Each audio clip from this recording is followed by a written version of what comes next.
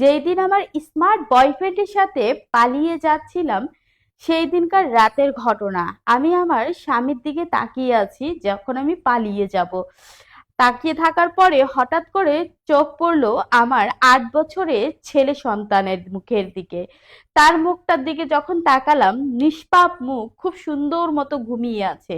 ঘুম থেকে উঠলেই হয়তো বা মাকে প্রয়োজন হবে বা মাকে খুঁজবে।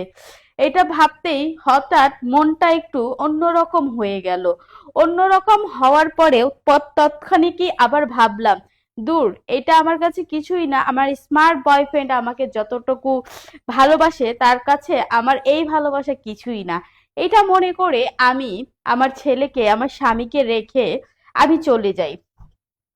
চলে যাওয়ার সময় আমার স্বামীর কষ্টে উপার্জিত তো যত টাকা পয়সা যত যা ছিল সব কিছু নিয়ে চলে যায়।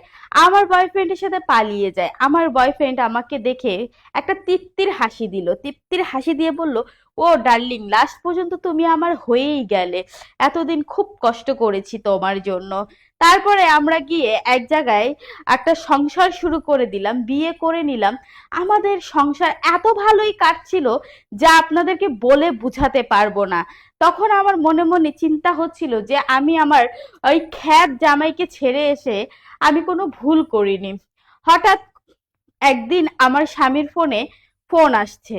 তো ফোনটা আমি ধরতে অপর পাশ থেকে একটা মেয়ে বলল, হ্যালো ডার্লিং, কেমন আছো? এই কথাটা শুনে আমি যেন আকাশ থেকে পড়লাম। ডার্লিং মানেটা কি? তারপর তাকে জিজ্ঞাসা করলাম, সে হেসে উত্তর দিল, তুমি তোমার মতো থাকো, এগুলো নিয়ে তোমার মাথা না ঘামালেও চলবে।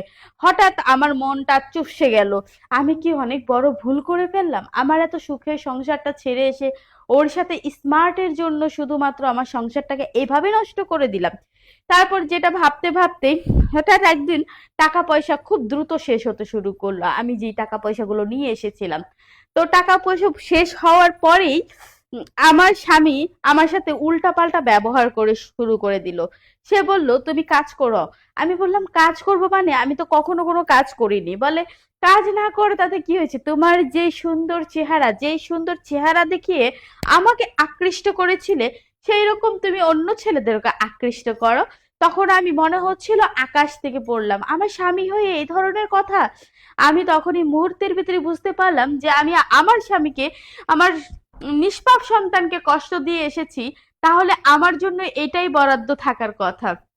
তখন সে বলল, তুমি ঘর থেকে বের হবে না, ঘরে থাকবে, আমার কিছু বন্ধু আসবে, তাদেরকে তুমি মনোরঞ্জন করবে।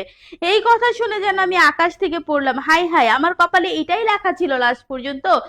তারপরে দেখলাম আমার স্বামী তার